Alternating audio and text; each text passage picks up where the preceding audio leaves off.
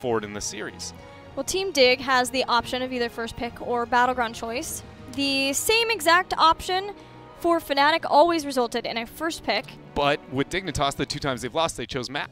So this is the first variation coming out from them to where they are actually committing to the first pick over that of the map. I would say one more. You get one more opportunity of trying this, but that's a big change up from a best of 2 to best of 5. I would put that on the change of number of games in the series for why they want to change there, because there you're just looking for points, right? Even if you lose a game, you just need to get as many points as you can to make sure that you're in the top 4. But here, you got to win 3 because there's only the win or the loss of the series.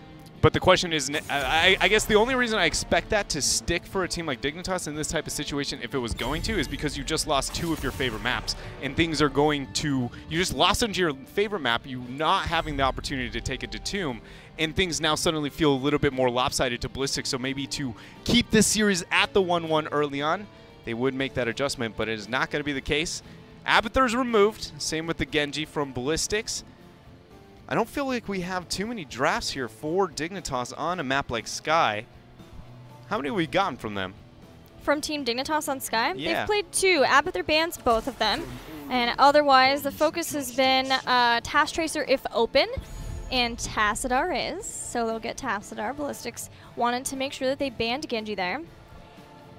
So now, Ballistics, I want to reiterate this point, has not played Tracer yet this event. And in general, it feels like the Korean teams have to do a lot of flexing to make Tracer a thing for them, right? Like Kyocha? Yeah. And that's not all. Sign, too, for Tempest. Yep.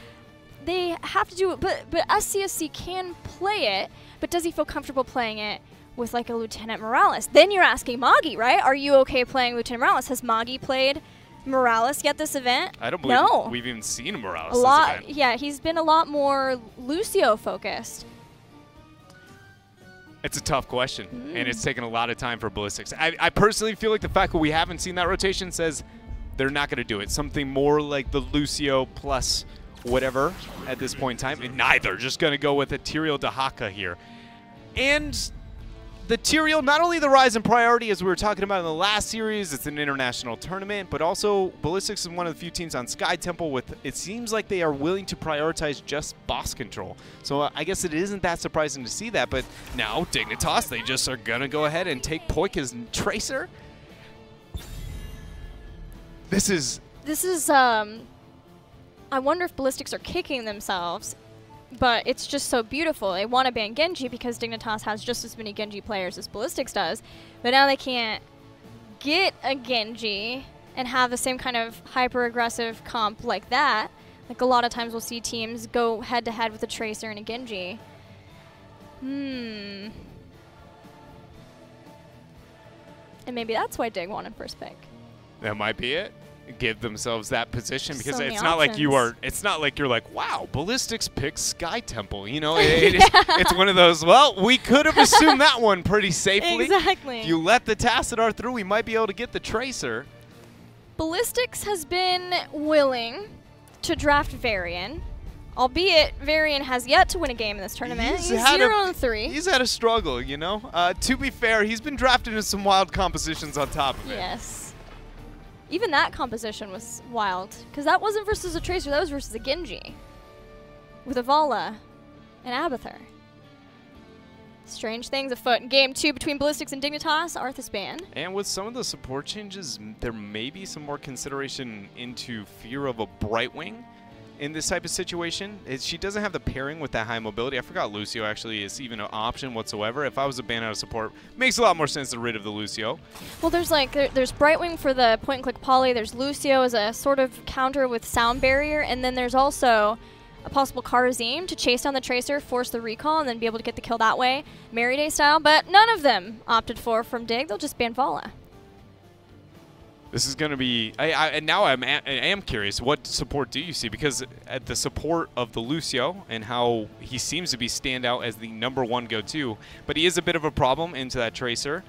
And I do feel like at Brightwing, with the high amount of utility that she has, she's got to be standing out a bit more. Uther might be something we see Ballistics maybe want to pick up, having that armor to be able to help with that damage out of Tracer.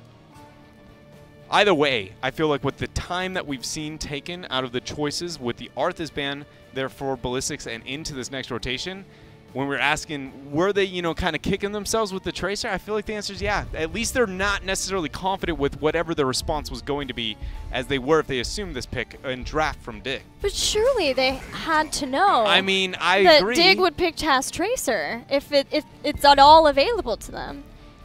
Greymane Karzim, so they will go for Karzim there. Palm to try to help with the pulse bombs. Chase down value once you get the 3 Radiant Dashes at 7. Greymane for some auto attack so that you can continually try to attack Tracer. And armor. I mean, the composition of Ballistics is very, very intimidating. Synergizes really well across the board for the most part. Anytime you have yourself a Tyrael Greymane in the hands of a Korean team, you always got to ask yourself, how did you end up here in the draft, it feels like? So for Dignitas, what do they want to round out? They don't have the opportunity to move into the Arthas. Primary support for them in this type of circumstance, now that they lost themselves the Karzim, you would assume mobility. Or some kind of way to disengage from the Tyrael up to that point, but it's not going to be the choice. Instead, it's a Rhaegar and a Sonya. Very synergistic comp there. Task shields for both Tracer and Sonya. I'm not sure how I feel about that rotation. I can't tell if I immediately look at that and go, that was it, or if it's concerning. Because though you are right, you have it synergizes well across the board in the composition. Outside of maybe you could argue ETC is a little bit weak, but not really in the fact that he objectively is considered one of the more powerful warriors in this meta. So with that in mind, it really is just my concern, I feel like, is that, yes, you do have shielding for the Sonya and the Tracer, but you're never going to have it for both. And there's a lot of damage. There's going to be a lot of isolation. And that means that Rhaegar's got to be so focused on keeping the Sonya alive, but then ETC is going to have a problem with the pressure that Ballistics is going to have. It's everybody needs the help. And so Tracer can't be the one getting it. No, I think ETC will be the main primary focus for Ballistics with Drag, Holy Ground behind post 16, Cursed Bullet potentially, and then 7-sided strike for Karzim, but it's whether Tracer can just be annoying enough in the back line, focus on maybe somebody like Li Ming or Greymane, one of those backliners when the rest aren't looking. Can Poik use the distraction, the focus on ETC to get a pick on the backline? Man, I feel like that is going to be answered once we see the heroic, at least out of the Karzim, on the mentality out of Ballistics and what they want to make happen. How much is it going to be too worried about the Tracer and the pressure and just go with the Pulse Bomb? I personally feel like it seems like that is the major win condition for them, and they have enough tools of isolation on itself that they aren't going to need that 7-sided to make sure JPL has a hard time on the ETC front line. Yeah, just him jumping in, even Karzim just jumping in, does damage there. You have a Cursed Bullet possibly from Greymane there, and it's enough damage to at least make ETC think twice about hanging around there, especially being held down for a while from a drag from Dahaka. The Li Ming final pickup too helps make sure that there is an interrupt for Mosh Pit. And like the last map, I highlighted some of the play out of Dignitas and saying that I feel like they are one of the best one of the best teams when it comes to Dragon Shire itself. It's very much the opposite story for Ballistics on Sky Temple. They seem to have a very, very good understanding of how to abuse, the timing window over the first Shrine phase in particular. They do a really good job of just making sure they consume the shots, zone up on top, and depending on how successful you are at dealing with what they make happen in that top lane, they'll either steal some of the shots there as well, snowball the game out of control, or they'll go ahead and just take about every camp that exists on the map and make sure that you're just playing ring around the rosy, cat and mouse with them, chasing them everywhere. Dignitas, though, has a comp that should be able to stop that. It can deal with all of those problems really, really well early on. It can zone out effectively with the Tracer, having the Tassadar shielding up and kind of poking off. It's just how well does Sonya hold up, I feel like, until she hits the later stages of the game where she actually becomes the terrifying hero that she is. I mean, she's one of the few heroes that I feel like every talent tier truly scales with her power. Like, it's not like, here's the 13, slight defensive. She suddenly goes, oh, here's 7, that's a big deal. 10, that's a huge deal. 13, still even for her, pretty big deal. 16s and 20s, she becomes a true warrior. Yeah, that's when she can start to dive into the back line and be more of a threat back there. It's not a great battleground looking at the record for Team Dignitas, 1-3 in league play, whereas we have talked at length about how good of a battleground it is for Ballistics. Let's see how Team Dignitas can do versus Ballistics on Sky. Snitch playing Tassadar, JPL playing ETC, Wubby on Sonya, Poik playing as Tracer, and Zaylee on Rhaegar. They are Team Dignitas. As we have our beautiful AR pan. Over here to the right-hand side is going to be Ballistics. SDE will be on his Li Ming. SC playing the Greymane. Jungha on Dahaka. Hooligan playing Tyrael. And Magi will be on the Karazin. Really happy to see that Ballistics is playing more Li Ming. Not that I didn't think that they could, but it seems strange that they hadn't played it in all of the group stage when she has been climbing the ranks in this tournament. Pretty good win rate that probably will continue to go up. We'll have to see with all of the changes. Game 2 about to start between Dignitas and Ballistics as we head into Sky Temple.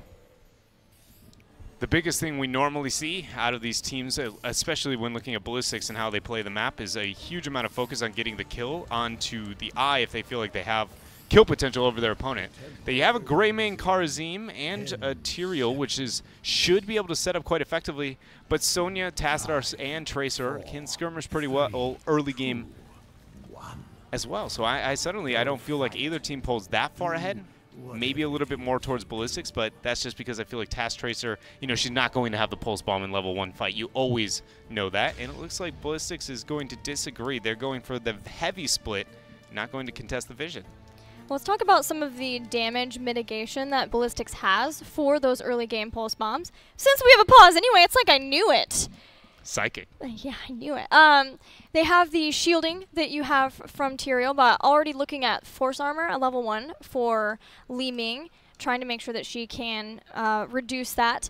Also, in Worgen form, Greymane will have that armor too, which helps as well. Things change though once you get Quantum Spike and having that extra 10% max health damage that cuts through the armor, but even Karazim at 4 having Earth Ally won't help with the pulse bombs, but at least can try to give the extra physical armor to the team for while she's zipping around and trying to get the harassment into the game. Fight starting over the eye. There's going to be a lot of skirmishes, I feel, up until at least the first shrine phase completes around that vision in particular. Dignitas seemed like they were able to pull ahead for a second there and zone them away. But until the first shrine phase spawns, both of these teams, it's one of those situations where because wave clear is dying within the meta slowly but surely, it seems like early game aggression is as well. The window of opportunity for kills is a lot smaller because you are so concerned about the experience. But once you get it, you're way better at getting those kills. But being able to predict the rotations and when somebody needs the fight that second is a lot easier here. So we'll see if Ballistics can get onto these shots as soon as they typically do. Dignitas is immediately there out to zone off of mid. This is the first game Ballistics has played on all of Sky Temple that they have not started out with the shots immediately, outside of the one that they lost against CE. Yeah, it was a nice rotation from Team Dignitas to make sure that they couldn't do that. Ballistics were running a 2-2-1, trying to see where they would have the better setup for them to be able to get the temples, but because Dignitas had so many up and they pushed back Ballistics in the top lane and then made the rotation down, owning the eye too, they were able to get on that mid and send Ballistics up the slow way to start on the top. Dignitas is way ahead of Ballistics here. They're putting on a clinic right now of early game Sky Temple. It feels like, the names are backwards right now between the two teams other than the composition. Poik needs a bit of pressure from Magi and those Iron Fists, but it is not going to be enough. Dignitas consumes the shots up in the mid, and they should make the transition. You see the collapse from JPL there on that ETC, but it's not as offensive as you would assume and they immediately back out. Yeah, the issue there is Ballistics are the ones with the global. They're the ones with the Dahaka on the bottom, and Sonya would take a long time to rotate up. But they also don't really rotate anywhere else, which that's where you would see Ballistics start to make a big lead. Yes. They would notice that they can't do that, head straight down and steal the Giants from their opponents, or even at the very least, pick up theirs quickly. Just make sure that in this next phase, between the first Temple phase and the second and the bottom, they're the ones leading the charge in the siege. And Dignitas, they're doing that, but it's, you know, later than you'd expect, because this camp should be contested by Team Dignitas with their composition based on that timing window advantage that we saw them have early on. So maybe not getting as much as they would want out of this situation, but you can tell they are very aware of what the laning circumstances are going to look like. Snitch caught out too far, not even going to use the dimensional shift, or was off cooldown. Either way, it's first blood for Ballistics in that rotation. Poik going to drop the pulse bomb onto Hooligan, using his shield, and it looks like he's going to be fine. Yeah, shield, all of the mobility that he has too, trying to get back to the safety of his teammates. Up in the top, Dahaka versus Sonya, and Dahaka now is going to be fortunate for the next phase because he, again, has the global, and the next phase will be in the bottom. The setup there for Ballistics should be good, that if they get the bruisers and Dahaka can push with that, they can take out the fort that has sustained a lot of damage from the first Temple phase. And we don't see that kind of shattered ground split push Sonya attempt that we've seen out of some regions of the world in a way to try and maybe not necessarily make up for the lack of, or make up for the global. It's more just, well, Dahaka's going to rotate, but when he does, I'm going to make sure I apply that much more pressure. It's more team fight focused Sonya. And it will ask a tough question of Wubby over the next Shrine phase, as we will be rounding about that, 8 and 9 mark. And if Ballistics holds off, stalls off those shots long enough for the 10 situation, then Dig is going to ask themselves, is it enough to make that collapse down towards bottom, or are they going to try and keep and match this Dahaka pressure towards top? I wonder if Dig's even going to go for stage dive now. Knowing that Ballistics picked up the Leeming already, force out maybe the wave of force, and then just go stage dive anyway. Already has Echo Pedal there as a potential way of just trying to keep the global pressure caught up with against Ballistics. We'll have to see what JPL wants to pick there. But if they end up going into the stage dive, I've got to ask what those team fights, look like later on, especially around the boss, not having that ETC to kind of poke and push back Ballistics. It just feels like it's not Sonya. Sonya can't be the one up onto the front lines. Ballistics will be like, well, here's the drag, here's the one shot. Okay, who's next in line here? So it means it's going to force very early stage dives if that is the choice for Dig. What is really cool from Dignitas is because Sonya pressured Dahaka so much down in the bottom earlier, they get a fort, and they trade out on forts with Ballistics getting top. This keeps Team Dignitas in the game, which is very important. Stock from Jungha, dimensional shift, Poik with the blinks. Nobody can be caught from the drag. But the pressure we saw Ballistics, they were able to push up towards top, but more importantly, what we saw at a Dig with that collapse towards the middle lane, they actually are winning when it comes to those structures after Shrine phase #1 in that transition. They're winning a little bit into experience, but not enough to maybe necessarily write home about. Waiting for those heroic abilities. I really want to know what ETC picks. And also, what is picked by Karzim. Palm. It's going to be the Mosh. I feel like this is the safer choice for Dignitas. Even if they were going to try and get that match, again, just because there's nobody else to be able to flex and push Ballistics back other than the Task Tracer. And I talked about the resource management between the Tassadar and the Tracer. I feel like Poik maybe can't demand as much out of his Tassadar in this style of composition as you normally would. So there's the setup. No Cursed Bullet, go for the throw and a Karazim, even a Li Ming, and then Sanctification to bail them all out. They can try to go in and just blow a target up, maybe even if they can force Tracer to recall and then keep an eye on where her recall position would be, but really just about anybody. Team Dignitas, though, with the Poison Spear, having Quantum Spike now, have the possibility of doing the exact same thing, trying to find a target and blow them up quickly with those damage-dealing abilities, and maybe JPL gets a money mosh in the middle of the chaos. These rotations into the middle game have been, I'm going to say, surprisingly passive, but more so here towards Dig in that last couple of seconds after that last, siege up towards the middle lane. They knew the camp was being picked up by Ballistics and really was unwilling to even kind of poke them off necessarily. They're very comfortable trying to wait out this next Shrine phase. Just a little uncommon when you have a Task Tracer composition that has been as successful into the early game as they have been. But we've got ourselves 3 seconds away for the next shrine phase, and I feel like that is going to change very, very quickly. Wubby starts up on bottom while JPL and friends are taking these middle shots, and Ballistics is nowhere to be found on either shrine phase. Very slow and rotating here. Finally, they're going to bring Dahaka in. Pulse Bomb not connecting there as all of Ballistics shows up for the fight. Wubby, though, Wubby recognized and immediately started the rotation up. So no man advantage for Ballistics long enough to get a kill from that. And Dignitas can still contest here. And they don't have the Pulse Bomb. Wubby hits the Poison Spear, but it's interrupted by Jungha. SE going to go ahead and get in Worgen form, move up a little bit here. Hooligan very low, but he throws down the Eldruin. Do they take the initiation? It looks like they may want it, but Jay threatening that mosh pit. Nobody wants to go out too far. Power Slide is going to be used, but nothing is going to land. Jungha has been doing a great job of going in and out of the bushes, making sure that he has that movement speed in case someone presents themselves for a drag. But Ballistics just don't find it. They spent a lot of time there in the mid, and just now are they going down to the bottom for Jungha. Team Dignitas should be able to contest this too. This is very, very interesting what's been happening here over this middle stages of this game. Beyond the fact that we've gotten, you know, the double pause, but more importantly, at first, I was sitting there going, Dignitas here, Task Tracer composition in the middle game should be threatening a few more skirmishes than we maybe had seen out of them. And then, even more so, another shrine phase where Ballistics is nowhere to be found. Just really slow. Yeah, which is legitimately the exact opposite of what you expect out of, but they beat you to every single shrine, and that's how they gain their advantage. What felt out of place? They did have Dahaka in the top, so it wasn't like he could go and suddenly contest Wubby in the bottom, but it just, even seeing the temple start, Dig gets on both, Ballistics just starts to make their way to the mid.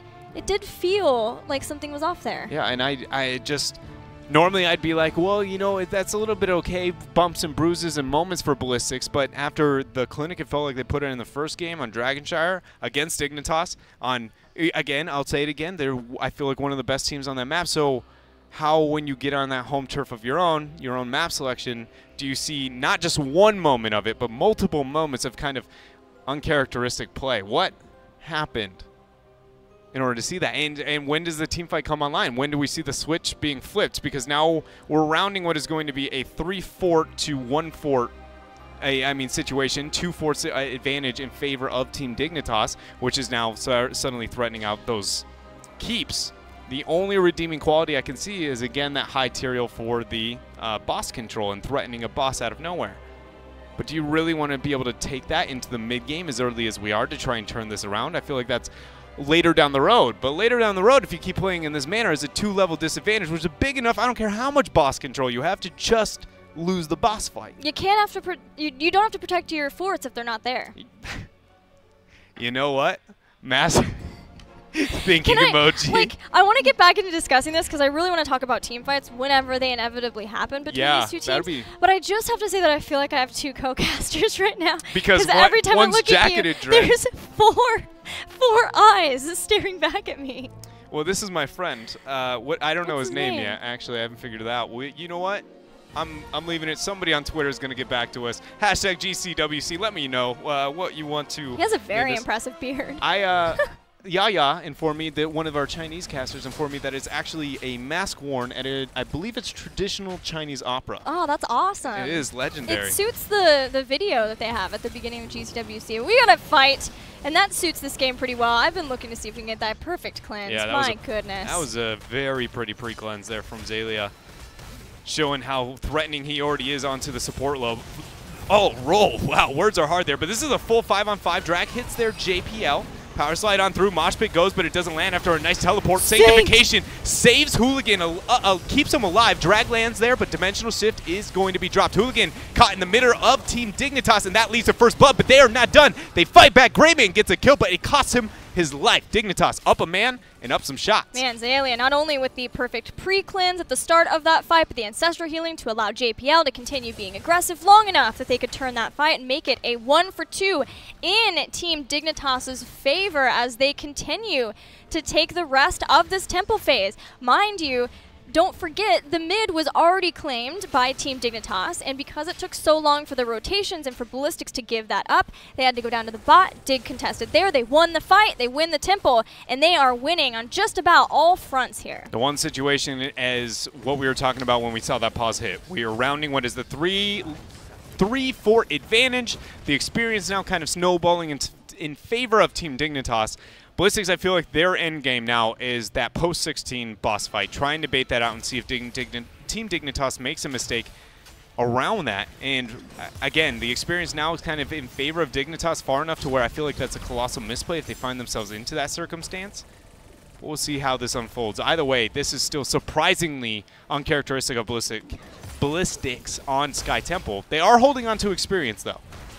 A little bit better than I even expect. I feel like the minion waves were pushed, back in the opposite direction there, and it looks like it was stored experience for a small period of time, but it really is only about a half level, so that is very convenient for Ballistics. And that's something to keep in mind if Ballistics can start to get those forts down, that they can start to spike ahead, and of course that is the effect of having a very effective global player like Jungha playing his Dahaka. He's been safely pushing, making sure that he's not pushing the bounds too much, but still being able to contribute experience to his team to keep them in a position so they can continue to try to take fights and get back into the game.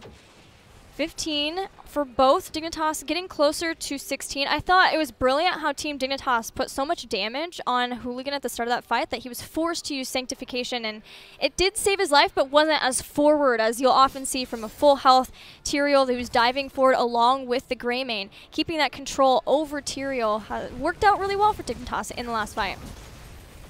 We're looking to maybe have that happen again on bottom. Poik did not land with that pulse bomb there. Smite thrown down so SC can make it out. But that kind of choke with a mosh pit up like that for JPL, I'm surprised that was not pushed a little bit harder. You could see everyone counting down the minions towards 16, but that very much was a half fraction away from a major mosh pit. Thankfully, SDE was there, though was sort of close to the rest of the team.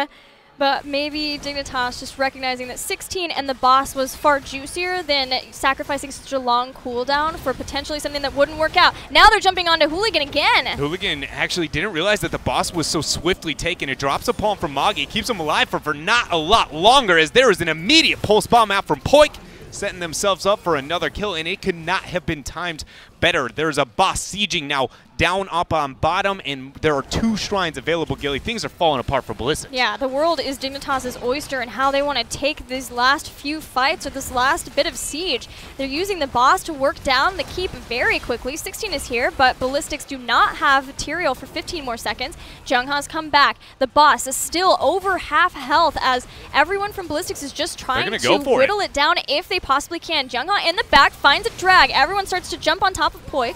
Poik takes a bit of damage. Archon used there for Snitch as they're throwing down the side storms. Shielding on the core is already gone. Boss now falling below 10%, but this is way too much damage. Team Dignitas is going to go ahead and tie us up 1-1.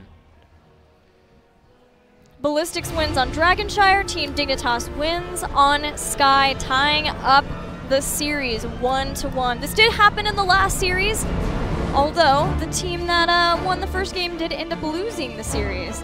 Momentum is a powerful thing, and Dignitas now has it on their side. It was strange. It was a strange game. From Ballistics. Yeah. It was very surprising to see that from them. And suddenly, we talked about there was 2 versions of Ballistics. It feels like we have, I'm still on my chair here. I didn't even realize. 2. Get with the program, You know what? It's just been, it's a bit of a struggle. We can't say the team names. I'm sitting here trying to figure out Ballistics, and I'm still sitting here thinking emoji, trying to get it figured out. It's just mainly we feel like we've seen 2 versions of Ballistics in this tournament.